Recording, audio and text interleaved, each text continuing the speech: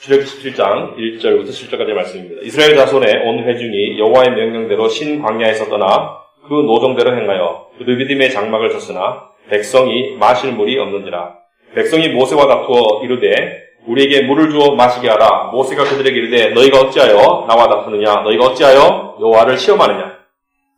거기서 백성이 목이 말라 물을 찾으매 그들이 모세에게 대하여 원망하여 이르되 당신이 어찌하여 우리를 애굽에서 인도에 내어서 우리와 우리 자녀와 우리 가축이 목말라 죽게 하느냐?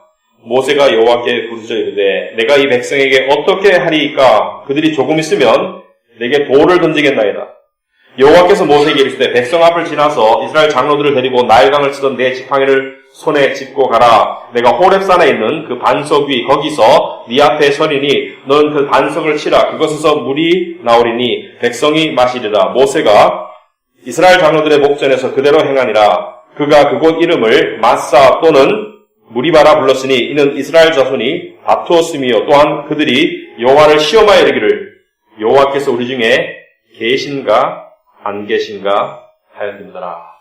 앉으시기 바랍니다. 기도하겠습니다.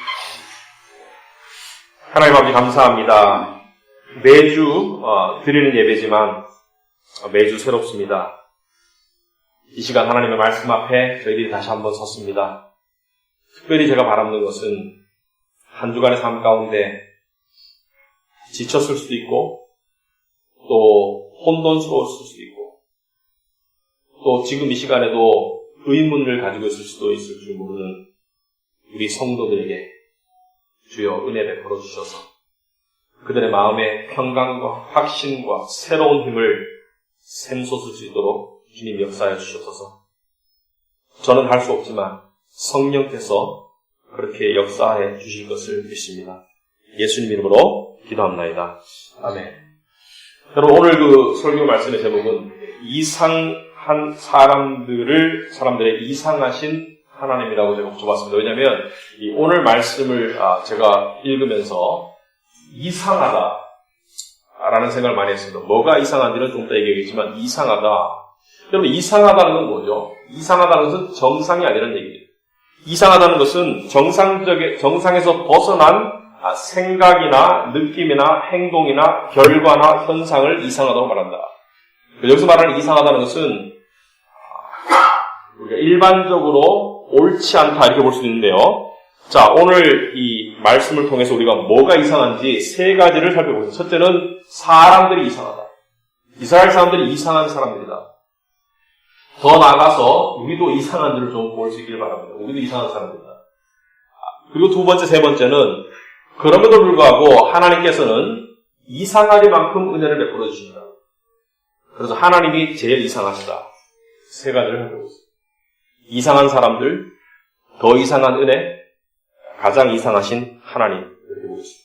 자, 오늘 1절부터 보시면 자, 이스라엘 자손이 온 회중이 여호와의 명령대로 자기들의 임의대로가 아니라 여호와께서 명령해서 르비딤이라는 곳에 이르렀습니다. 거기서 장막을 쳤는데 문제가 발생했어요. 물이 없습니다.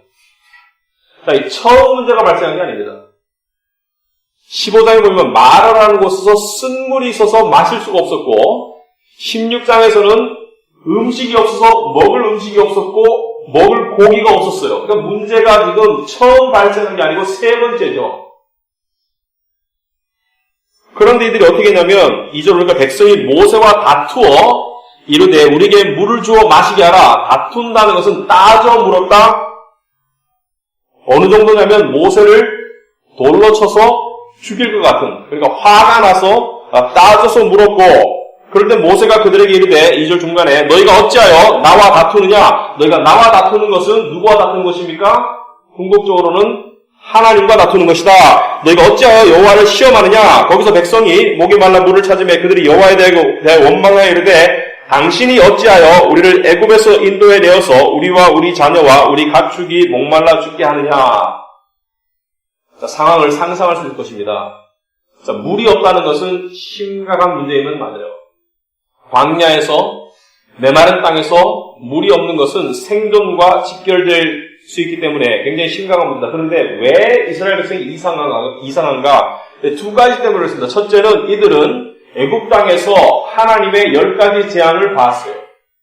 하나님의 능력을 보았고, 하나님의 이 권능을 보았고, 기적을 보았고, 하나님의 구원을 체험했습니다. 홍해바다가 갈라지고 그 마른 땅 위로 걸어가면서 이들은 시각적으로, 체험적으로 하나님의 권능과 구원의 은혜를 맛보았어요.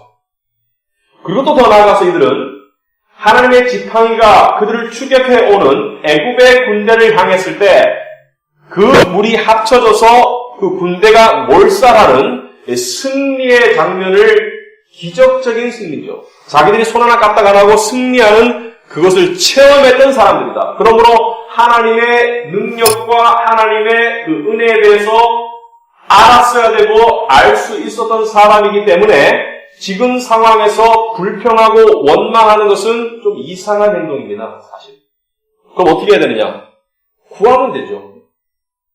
하나님, 지금 물이 없습니다. 그리고 구하고 기다리면 물을 주셨을 것인데, 또 두 번째 이상한 이유가 이것입니다. 이게 처음 문제가 아니죠. 마르라는 곳에서 쓴물이 있었을 때 하나님께서 쓴물을 단물로 바꿔주셨나요? 안 바꿔주셨나요? 바꿔주셨습니다. 16장에서 음식이 없었을 때 하나님께서 만나를 주셨나요? 안 주셨나요? 주셨습니다. 고기가 먹고 싶다고 불평했을 때 하나님께서 메추라기를 보내주셨어요. 그러므로 하나님께서 모든 상황 가운데 공급하시고 응답하셨다는 것을 체험했고 이번이 세 번째예요. 그럼에도 불구하고 불평하고 불만하고 원망하고 여호와를 의심하고 시험한다는 것은 거의 기억 상실증 수준입니다. 여러분, 낚시하는 사람들이 같은 장소에 낚싯대를 던지는데 좀 전에 놓쳤던 물고기를 잡을 때가 있습니다. 왜 가능할까요?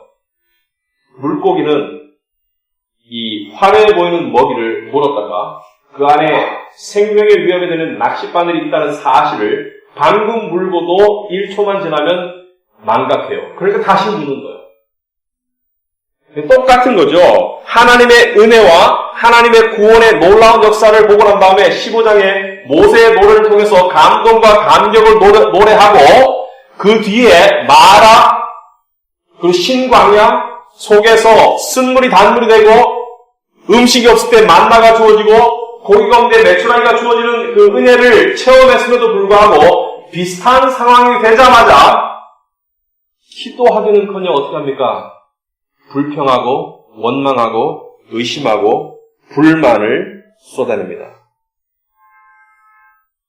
과거의 은혜를 기억하면서 현재에 적용할 줄 알아야 되는데 현재 어려운 상황 속에서 과거의 은혜를 기억하고 그 신실하신 동일하신 하나님이 지금 상황에서 역사하실 것을 기대하고 믿는 믿음으로 나가야 되는데 그건커녕 불평하고 불만하고 똑같은 태도예요. 똑같은 태도. 어쩌면 이렇게 지금뿐만 아니라 앞으로도 똑같이 거듭해서 광야 40년 동안에 변함이 없어요. 신앙의 성장이 없습니다. 근데 불평과 불만을 가진 이스라엘 백성들의 불평과 불만이 어떤 형태로 나타나느냐? 세 가지 형태로 나타납니다. 첫째는 요구하는 자세가 나타납니다. 오늘 본문에 보시면 2절에 백성이 모세와 나한테 이르되 우리에게 물을 주어 마시게 하라. 여러분, 요청과 요구는 달라요. 요청은, 간청은 하나님이 하나님 되심을 인정하는 겸손한 자세에서 조물주 앞에 피조물로서 낮은 마음으로 도와주세요, 보살펴주세요, 기도하고 기다리는 믿음이라면 요구는 뭡니까? 요구는 마치 하나님이 빚진 것처럼 하나님이 의무가 있는 것처럼 그리고 하나님이 조물주 되신 것을 인정하지 않고 그 위에 올라서서 하나님, 당신이 하나님이라면 우리에게 이렇게 하셔야죠. 요청과 요구는 다릅니다. 요청과 요구는 엄연히 다릅니다. 요청은 믿음의 겸손한 행위라면 요구는 뻔뻔한 불신앙의 행위입니다. 요구는 하나님이 조물주 되시고 하나님 되심을 인정치 못하는 그러한 자세입니다. 여러분이 신앙생활 할 때 우리 삶에 우리의 필요가 우리의 원함이 채워지지 않을 때 하나님을 향해서 그런 요구하는 그런 자세를 가질 때가 있습니다. 심지어 협박하는 사람도 봤어요. 하나님이 제 요청을 들어주지 않으면 교회 안 나갑니다. 섬기는 일 다 내려놓을 겁니다. 하나님 협박해요. 어떤 사람은 헌금도 안 하는데 마치 하나님의 돈이 필요한 거죠. 여러분, 이러한 불만과 불평은 하나님을 향한 얼토당토 않은 신앙의 삐뚤어진 자세가 되게 됩니다. 그리고 불평과 불만이 지나치게 되잖아요. 오래되잖아요. 의심이 오래되잖아요. 그러면 스스로 극단적이고 비관적인 인생의 결말을 만들어 놓고 그걸 받아들여요. 무슨 말이냐면 오늘 지금 물이 없습니다. 근데 이 물이 없으면 기도하고 기다리면 물을 받을 것이라는 희망으로 나아갔을 텐데 이들은 불평과 불만과 의심을 통해서 어떤 결론에 이르렀습니까? 3절 중간에 보면 모세에게 대하여 원망하되, 모세를 원망하는 것이 아니죠. 사실은 하나님을 원망하되 이르되 당신이 어찌하여 우리를 애굽에서 인도해 내어서 우리와 우리 자녀와 우리 가축이 목말라 죽게 하느냐. 이들은 이미 목말라 죽을 것이다. 우린 목말라 죽을 거야. 여러분, 우리 그럴 때 없습니까? 상황이 힘들 때 그것을 비약해서, 연장해서 비관적이고 너무나 부정적인 결론을 스스로 만들어 놓고 상황 분석을 하고 난 다음에 그걸 믿기 시작해요. 난 이대로 절망적으로 살다 가겠지. 내 인생에 햇볕이 뜰 날이 있겠어? 이 상황이 나아질 일이 있겠어? 나에게 좋은 일이 일어날 수가 있겠어? 아주 부정적이고 절망적인 결론으로 자신을 몰아가는 삶의 태도, 마음 자세, 믿음이 어디 들어가겠습니까? 나는 이 모양으로 살다 죽을 거야. 지금까지 좋은 일이 안 생겼기 때문에 앞으로도 안 생길 거야. 가장 최악의 상황을 가정하고 그것을 이미 일어난 것으로 여기고 받아들이는 이상한 인생관을 가지게 됩니다. 하나님을 믿지 못하는 것. 만약에 여러분이 그렇다면 그 믿는 대로 될지 모릅니다. 좋은 일 안 생길지 몰라요. 뭐냐면 하나님께 나아가는 자는 믿음이 없이는 하나님을 기쁘시게 하지 못하나니 하나님께 나아가는 자는 반드시 그가 계신 것과 또한 그가 자기를 찾는 자들에게 상 주시는 이심을 믿어야 할지니라. 히브리서 11장 1절 말씀입니다. 믿음이 없이는 하나님을 기쁘시게 하지 못하나니 하나님께 나아가는 자는 반드시 그가 계신 것과 또한 그가 자기를 찾는 자들에게 상 주시는 이심을 믿어야 할지니라. 그러므로 하나님을 믿는 자들은 희망적이고 소망적인 생각을 가지고 그 결과가 희망적이고 소망적일 수 있습니다.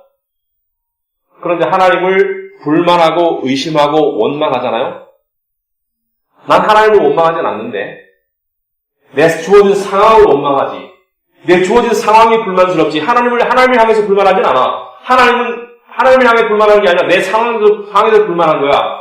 여러분, 주어진 상황에 대해서 불만하고 원망하고 하는 것이 궁극적으로 누구를 향한 불만과 원망입니다.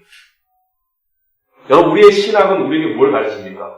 누가 모든 상황을 주관하고 있습니다. 하나님이죠? 하나님이 절대 주권으로 모든 상황을 주관하고 계시다면 나에게 현재 주어진 나의 상황을 향한 불만과 불안은 결국 누구를 향한 불만과 원망이 됩니까? 누구를 향해서? 그 상황을 만드신 분이 누구예요? 지금 이스라엘 백성은 하나님이 아니고 모세를 향해서 불만하고 원망하지만 궁극적으로 누구를 향한 것이죠? 누가 이들을 모세를 통해서 르비딤으로 인도했습니까? 누가? 하나님이죠.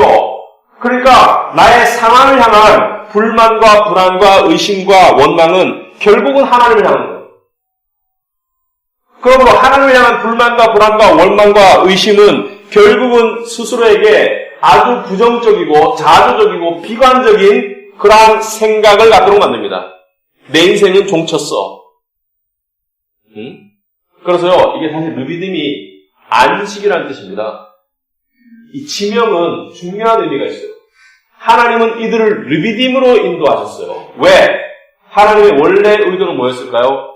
안식을 주기 위해서. 신광야에서 걸어왔으니까 이제 쉬어야 되잖아요. 이제 안식을 줄 거라는 것은 물을 주겠습니까? 안 주겠습니까?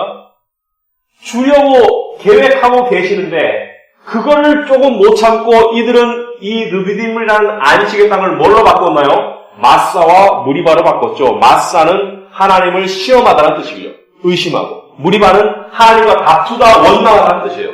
그래서 7절 마지막에 보면 그가 하나님께서 그곳 이름을 마사 또는 무리바라고 불렀으니 이는 이스라엘 자손이 다투었으며 또는 그들이 여호와를 시험하였다. 그러니까 하나님께서 우리에게 안식의 땅을 주실지라도 우리가 그것을 시험과 원망의 땅으로 바꿀 수 있습니다.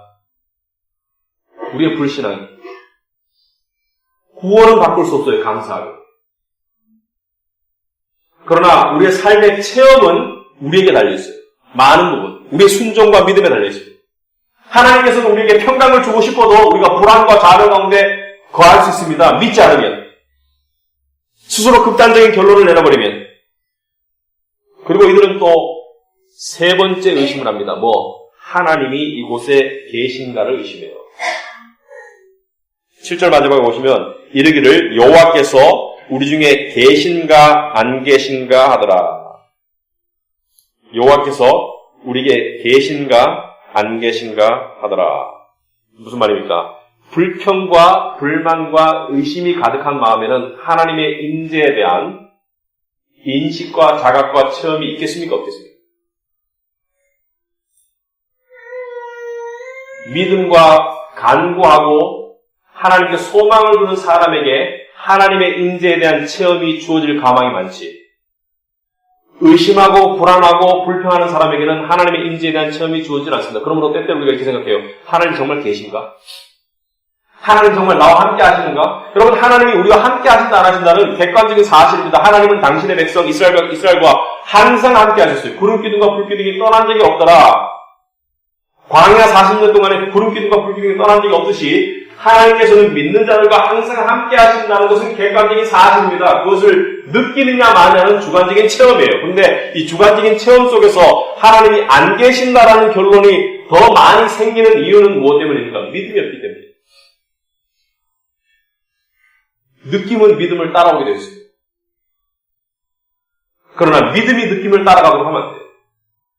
때때로 하나님이 안 계신 것처럼 느끼더라도 하나님이 계신 것을 믿을 때 느낌도 따라올 수 있지만 느낌 때문에, 체험 때문에 불평과 불만과 원망을 가지고 하나님을 시험하면 하나님 우리와 함께 한다는 그 믿음 그 자체가 주어지질 않습니다. 여러분, 오늘날 살기 힘들죠? 느낌으로는 하나님이 안 계신다고 믿을 때가 많아질 수밖에 없는 게 오늘날의 삶입니다. 왜? 힘들고 각박하기 때문에. 그런데 그럴수록 어떻게 해야 됩니까? 우리는 하나님이 함께 하신다는 것을 믿어야 돼요. 믿을 때 하나님이 함께 하시는 체험을 하는 은혜가 주어질 수 있습니다. 자, 그런데 이상하게 돼요. 이 이상한 사람들. 하나님께서 이미 보여주신 구원의 은혜, 그리고 이미 체험한 두 번의 하나님의 역사, 이것을 통해서 하나님을 믿었어야 됨에도 불구하고 믿지 못한 이 이상한 사람들에게 하나님은 이상하도록 은혜를 베푸십니다. 어떻게? 6절에 보니까 내가 호렙산에 있는 그 반석 위에 반석이 거기서 네 앞에 서리니 너는 그 반석을 쳐라. 그것에 물이 나올 것이다. 물을 주세요. 근데 하나님이 물을 그냥 주신 것이 아니라 5절에 보면 이렇게 말하고 있습니다. 이상한 장면이 하나 있습니다. 여호와께서 모세에게 이르시되 백성 앞을 지나서 이스라엘 장로들을 데리고 나일강을 치던 네 지팡이를 손에 잡고 가라. 자, 나일강을 치던 지팡이는 구원의 지팡이 됐지만 심판의 지팡이 됐습니다. 이 지팡이를 통해서 애굽을 심판하셨어요. 하나님께서 애굽을 몰살하셨습니다. 그리고 이 지팡이는 법정에서 이 재판관이 두드리는 그 막대기와 비슷한 의미를 가지고 있습니다. 그럼 장로들이 모일 때 어떤 의미에서 모이느냐? 여러 가지 의논하기에도 모였지만 장로들이 재판할 때 모였거든요.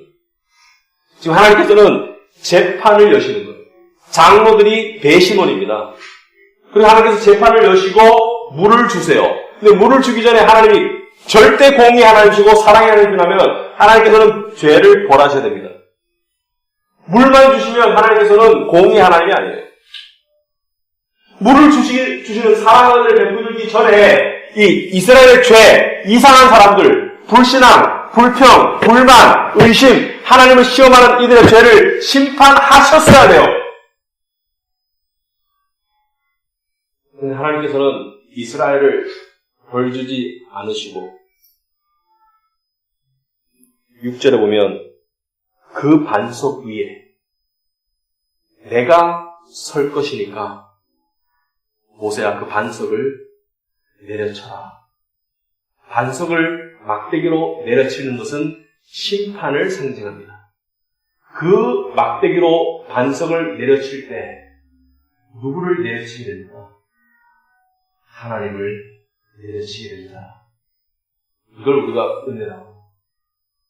당신의 백성에 대한 그 죄의 형벌을 스스로 받으시고 그 백성에게는 필요한 생수를 공급하신다. 이게 은혜입니다. 받아야 될 벌은 당신이 대신 받으시고 그들이 받을 자격이 없는 생수의 은혜를 마음껏 베풀어 주신다. 이 반석은 무엇을 상징합니까? 나중에 바울이 고린도전서 10장에서 이 반석은 그리스도다. 반석은 무엇을 상징합니까? 생명을 상징합니다. 생수의 물이 반석에서 나왔다. 여러분, 예수님께서 십자가에서 죽으셨을 때 창으로 옆구리를 찔렀어요. 옆구리를 찔렀을 때 옆구리에서 뭐가 나왔습니까? 피와 물이 나왔습니다. 그 피는 무엇을 상징합니까? 피는 죄사함을 상징합니다. 물은 생명을 상징해요. 그러니까 반석을 때리니까 물이 나왔다. 반석을 옆에서 찌르니까 뭐가 나왔어요? 물이 나왔다. 그러므로 예수 그리스도를 통해서 이 일이 성취되었다. 이걸 말합니다. 자, 그런데 여기서 반석을 내리쳤을 때 그 반석은 여호와 하나님을 내리치신 것이다. 이것은 나중에 있을 메시아의 오심을 상징하는 것입니다. 하나님이 인간의 모습으로 오셨어요. 그리고 그 인간의 모습으로 오신 하나님의 아들을 우리 예수 그리스도라고. 하나님은 죄인을 사랑하세요. 그러나 동시에 하나님은 공의의 하나님이시기 때문에 우리를 심판하셔야 돼요. 우리의 모든 죄를, 우리의 모든 망가진 죄의 행동과 이상한 행동에 대해서 하나님은 심판하셔야 되는데 하나님은 어떻게 하십니까? 내 아들을 쳐라. 이들의 모든 잘못 때문에 내 아들을 칠 것이다. 이게 복음입니다. 이들이 받아야 될 모든 죄에 대한 형벌을 내 아들이 대신 받게 하고 이들이 받을 자격이 없는 모든 은혜를 내가 베풀 것이다. 이게 복음입니다. 그러므로 은혜는 무엇입니까? 받을 자격이 없는 사람들이 그럴 의무가 없으신 하나님께 받은 호의가 은혜입니다. 하나님은 우리에게 은혜를 베푸실 의무가 없으셨어요. 우리는 은혜를 받을 자격이 없습니다. 그런데 하나님께서 우리가 받아야 될 벌을 우리에게 치셔야 될 그 벌을 내 아들을 예수님을 대신 치시고 우리에게 은혜를 베푸셨다. 이사야서에서는 그가 찔림은 우리의 허물 때문이다. 그가 상함은 우리의 죄악 때문이다. 그가 징계를 받음으로 우리는 평안을 누리고 그가 채찍에 맞음으로 우리는 나음을 받았도다. 이게 복음입니다. 여러분, 우리 이상해요. 우린 다 이상한 구석이 있습니다. 이상한 행동들이 나와요. 그 모든 이상한 구석에 대한 그 대가와 벌을 예수 그리스도가 대신 담당하셨다. 이게 복음입니다. 여러분, 이게 이해가 됩니까? 복음이 이해가 되죠. 이론적으로. 그러나 그 의미를 여러분은 얼마나 깨닫는다고 생각하세요? 저는 1%만 깨달았으면 좋겠습니다. 1%만 깨달으면 정말 행복할 것 같아요. 여러분, 복음이 우리가 이해되지만 이해 안 되는 이유가요, 역설적이기 때문에 말이 안 되기 때문에. 무슨 말이냐면, 설명을 해드릴게요. 자, 영화를 하나 봤거든요. 비행기 안에서. 여러분, 레버넌트라는 영화 보신 분 있을 거예요. 레오나르도 디카프리오가 나오는 레버넌트라는 영화였어요. 레버넌트라는 것은 죽음에서 돌아온 자, 이런 뜻입니다. 이 영화에 보면, 이 레오나르도 디카프리오가 주인공인데요. 이 주인공의 이름이 휴 글래스입니다. 휴 글래스가 이 19세기 초반에 미국에서, 다코타주에서 이 인디안들과 미국 사람들 사이의 이 갈등과 전쟁을 바탕으로 한 영화인데, 이 휴 글래스는 이 미군 병사들과 함께, 자기는 100% 미국 사람은 아니지만, 혼혈이지만 미군 병사들과 함께 이렇게 활동을 하다가 인디안의 추격에 쫓겨서 도망을 갑니다. 근데 이게 겨울이에요. 그러니까 죽을 똥 살 똥 도망가는데 이 눈이 덮인 산을 넘어가야 돼요. 근데 그 속에서 자기 아들 호크를 데리고 함께 그 부대원들과 함께 도망을 가다가 이 휴 글래스가 혼자 남겨졌을 때 곰의 습격을 받습니다. 이 곰이 새끼 곰과 함께 나타났는데 어마어마한 곰이에요. 그러니까 죽을 수밖에 없어. 근데 곰과의 사투에서 살아남아요. 곰을 찔러 죽이고. 근데 살아남기는 남는데 자기의 다리뼈가 부러지고 그 다음에 살점이 다 찢겼어요. 그러니까 거의 죽을 경지에서 살아남았어요. 그래서 이 곰에게 다리뼈가 부러지고 그 다음에 온몸에 살이 찢겨서 뼈가 드러나는 이 휴 글래스를 보고 이 사람들이 의논을 합니다. 데려갈 것이냐 말 것이냐. 데려가자니까 거의 불가능할 것 같아서 총을 쏴서 이렇게 죽여주려고, 고통을 줄여주려고 총을 쏘려고 하다가 이 대장이 못 쏩니다. 왜? 휴 글래스가 워낙 충실한 사람이니까. 그래서 이 아들하고, 호크라는 아들하고, 휴 글래스의 아들하고 두 사람을 남겨놔요. 그래서 이 휴 글래스를 보살펴서 살려서 데리고 오면 평생도록 써도 다 못 쓸 상금을 약속합니다. 300달러, 그 당시 돈으로. 근데 남았던 사람 중에 한 사람이 존 피츠럴드라는 사람인데 악인입니다. 악인. 돈에 욕심이 나서 남아서 휴 글래스를 지키겠다고 해놓고 휴 글래스를 데리고 가다가는 죽을 것 같으니까 이 사람이 지금 누워 있습니다. 누워서 지금 묶여 있어요. 이 들것에 묶여 있는 상태고 일어날 수도 없고 움직일 수 없어요. 왜? 다쳤으니까. 너무 아프니까. 그래서 이 사람을 질식시켜서 죽여버리고, 그래서 이 사람 죽이고 죽었다고, 그냥 운반까지 죽었다고 거짓말하려고 하는데 그 죽이려는 찰나에 아들 호크가 나타납니다. 그러니까 아들이 나타나니까 아들이 총을 겨눠요. 잭을 향해서, 존 피츠럴드를 향해서 총을 겨누고 총을 쏘려고 하니까 이 피츠럴드가 죽이질 못하고 일어나죠. 그러면 아들에게 다가가요. 근데 아들이 어려서 아직 10대밖에 안 됐기 때문에 총을 직접 쏘지는 못하는데 그 아들에게 다가가서 휴 글래스라는 아버지가 눈뜨고 보는 앞에서 아들에게 칼을 찌릅니다. 그리고 여러 번 찔러서 죽여버립니다.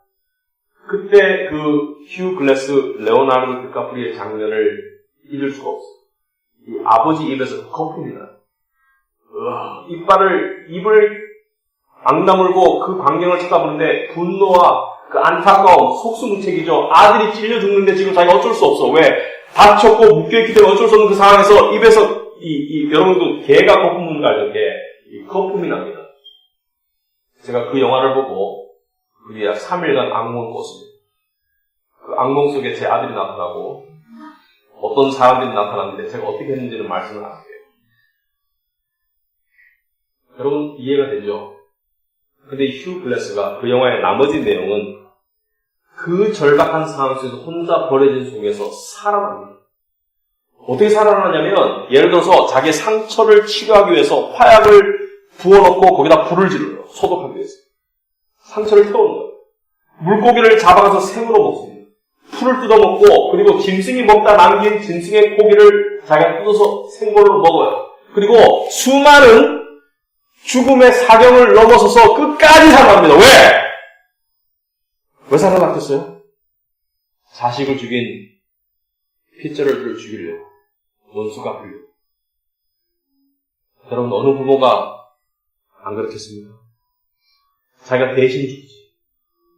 자기 눈 앞에서 자기 자식이 찔려주는 그 모습을 보는 그 아버지의 표정 잊을 수가 없습니다. 여러분 우리가 보는 영화나 우리가 보는 많은 스토리 중에 우리는 그것을 통해서 복음을 볼 수 있습니다. 여러분 복음과 똑같은 스토리가 없어요. 하지만 이 스토리는 복음과 정반대의 스토리입니다. 이 스토리 속에서는 자식을 위해서 원수를 죽이고 싶어요. 아버지가 일어날 수 있었다면 그 자식을 죽이려는 이 피츠럴드를 죽였을 것입니다. 심지어 자식을 해쳤기 때문에 그를 죽이기 위해서 아버지는 끝까지 살아났어요. 그러나 복음은 무엇입니까? 복음은 원수를 살리기 위해서, 피츠럴드라는 원수를 살리기 위해서 자식을 죽인 게 복음입니다. 저와 여러분 같은 죄인을 살리기 위해서 하나님께서 당신의 아들을 죽이셨다. 십자가에서 보등보등거리는 아들을 외면하셨다. 이게 복음입니다. 이해가 안 되죠? 너무 이상해요. 대부분의 부모라면, 정상적인 부모라면, 원수를 죽이고 자식을 살려주는 하나님은요, 세상을 이처럼 사랑하사 독생자를 주시고 원수를 살리기 위해서 자식을 주셨다. 놀랍도록 이상하다. 놀랍도록 이상해서 이해가 안 돼. 그러니 복음이요, 우린 때때로 이렇게 생각합니다. 하나님 날 사랑하신다는 것은 관념적으로는 알겠어요. 근데 거듭되는 잘못과 거듭되는 불신앙과 거듭되는 죄 때문에 지금쯤은 하나님이 나를 향한 사랑이 식었을까? 하나님 이제는 나를 포기하셨어요. 완전히 포기는 안 하셨겠지. 천국은 데려가시겠지만 이제 나를 그냥 실망 많이 하셨겠지. 이렇게 치부하고 하나님과의 친밀한 관계로 나가지를 못할 때가 많아요. 하나님께 간구하지를 못할 때가 많습니다. 왜? 자기의 잘못이 너무 크니까. 자기의 게으름이 너무 크니까. 여러분, 그게 하나님의 사랑을 인간적인 이해의 정상적인 범위로 끌어내릴 때 하나님의 사랑은 비정상입니다. 이상한 거예요. 누가복음 15장의 탕자는요, 한때 미쳤어요. 살아계신 부모에게 유산을 달라 해가지고 먼데 가가지고 술과 여자로 다 탕진했습니다. 그리고 거기 보면 정신이 돌아왔다고 되어 있어요. 제정신이 돌아왔을 때 어떻게 했습니까? 거기서 굶어 죽기 싫어서 아버지한테 돌아가요. 근데 제정신으로 생각하니까 도저히 아버지가 자기를 받아줄 것 같지 않아요. 왜? 상식적으로 안 받아줍니다. 그래서 아버지께 그런데 돌아가요. 왜? 굶어 죽기 싫어서. 근데 돌아가면서 뭐라고 말합니까? 아버지께 종으로 받아달라고 해야지. 종으로. 아들로서는 자기가 좀 종으로 제정신이 돌아온 거예요. 그래서 아버지가 동네에 왔는데 아버지가 막 딸려와요. 아버지가 달려올 때 아버지를 보면서 아버지를 제정신의 생각에서 아버지가 나를 쫓아내려고 오시는구나. 그래서 아버지께 뭐라고 말합니까? 아버지가 왔을 때 저는 아버지와 하늘에게 죄를 지었습니다. 아버지께 받아들일 자격이 없습니다. 종으로 받아서 이렇게 말을 제정신 하고 있는데 아버지가 와라! 그리고 입맞춤으로 입을 막습니다. 그리고 아버지가 이상한 행동을 하세요. 아들에게 옷을 입혀라. 손에 가락지를 끼워라. 신발을 신겨라. 그 당시에 종들은 신발을 안 신었어요. 아들이 신발을. 아버지는 뭐예요? 나는 너를 종으로 받아들이지 않겠다. 나는 너를 여전히 자식으로 받아들이고 자식으로 인정하겠다. 살찐 송아지를 잡아라. 너무 기쁘구나. 이 비정상적인 아들, 이 이상한 아들이 그것보다 훨씬 더 이상한 아버지의 사랑을 만나 변화합니다. 여러분, 저와 여러분은 다 이상한 구석이 있습니다. 이상한 행동들이 나와요. 힘든 상황이 되면 이상한 습관들이 나와요. 잠수 타기도 하고요. 힘든 상황이 되면 하나님을 향한 반항적인 그런 행동들이 나옵니다. 그리고 하나님을 시험합니다. 하나님, 이래도 당신이 하나님입니까? 하나님 나의 하나님이라면 이럴 수 있습니까? 하나님을 시험해요. 그러나 모든 고난은 우리가 하나님을 시험하라고 준 것이 아니라 하나님이 우리를 시험하기 위해서 주신 거예요. 그 고난 속에서도 하나님을 믿는 믿음의 정상적인 삶으로 나아가도록 자라도록 하기 위해서 주시는 것이 시험입니다. 우리가 이상하게 생각해야 될 게 있고 이상하게 생각하지 말아야 될 게 있습니다. 이상하게 생각할 때 두 가지가 있습니다. 첫째, 우리는 이상한 존재들이다. 우리는 죄로 망가진 이상한 존재들이다. 그러므로 이상한 행동들이 나온다. 둘째로, 하나님의 은혜는 정말 놀랍도록 이상하다. 그러니까 정상적인 상태에서 깨달아지지 않습니다. 그 성령의 감동이 필요해요. 하나님의 은혜를 깨달으려면 정말 성령의 감동이 필요해요. 왜? 너무 이상하니까. 그렇지만 이상하게 생각하지 말아야 될 게 있습니다. 뭐냐? 베드로는 이렇게 말하고 있습니다. 사랑하는 자들아, 너희를 연단하려고 오는 불시험을 이상한 일 당하는 것처럼 여기지 마라. 우리의 삶 가운데 어려운 일이 닥칠 때 힘든 일이 닥칠 때, 사람을 통해서 상황을 통해서 어려운 일이 닥칠 때 이상하게 여기지 말고 오히려 너희가 그리스도의 고난에 참여하는 것으로 즐거워라. 여러분의 삶 가운데 힘든 일, 사람으로부터 왕따당하거나 사람들도 무시당하거나 조롱당하거나 상황이 힘들 때, 육신적으로 영적으로 힘들 때 내 주님도 이런 걸 겪으셨지. 응? 여러분이 아무리 겪어봤자, 저와 여러분이 아무리 겪어봤자 예수님이 겪으신 고난에 비하면 세 발의 피죠. 그렇지만 그 고난을 통해서 주님도 이런 것을 겪으셨지. 그 주님의 마음을 이해하는 통로로서 그것도 즐거워요. 왜 그렇습니까? 이는 그의 영광을 나타내실 때 너희로 즐거워하고 기뻐하게 하ям이라. 우리 삶 가운데 심겨지는 모든 고난은 반드시 말. 이스라엘에게 지금 물이 안 주어졌죠? 모든 고난은, 일시적인 고난은 결국엔 우리의 기쁨과 영광을 위한 것입니다. 이스라엘이 이 고난을 제대로 받아들였더라면 그들의 믿음이 자라서 하나님의 능력을 다시 체험할 수 있는 놀라운 기회가 됐을 것입니다. 어떤 사람이 이렇게 얘기했습니다. 여러분, 사람이 찌그러지지 않고 부풀어 오르는, 그러니까 풍선이 바람에 빠지지 않고 부풀어 오를 수 있습니까? 배고픔의 이 위가 찌그러지는 배고픔을 맛보지 않고 배가 부른 충만함을 정말로 알 수 있을까요? 고난은 하나님의 은혜를 위한 준비입니다. 우리의 영혼이 준비되는 거예요. 영혼이 메말라지고, 영혼이 찌그러지고, 영혼이 가난해지고, 그걸 통해서 우리는 하나님의 은혜가 주어졌을 때 그 맛을 극대화할 수 있는 준비 단계가 고난입니다. 언젠가는 우리에게 심겨지는 모든 고난의 씨앗이 기쁨과 보람의 열매로 나타날 것입니다. 그러므로 여러분의 삶 가운데 고난이 주어졌을 때, 여러분의 삶 가운데 이상한 반응들이 나온다면 그 이상한 반응들이 믿음의 반응이 될 수 있도록 여러분들이 하나님께 매달려야 됩니다. 간청하세요. 하나님, 제 마음이 메마릅니다. 하나님, 제 마음이 냉랭하고 딱딱합니다. 하나님, 제가 불안합니다. 불만을 가지고 있습니다. 하나님께 매달리세요.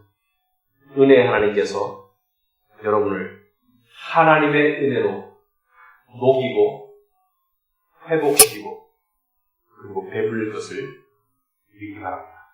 기도하겠습니다.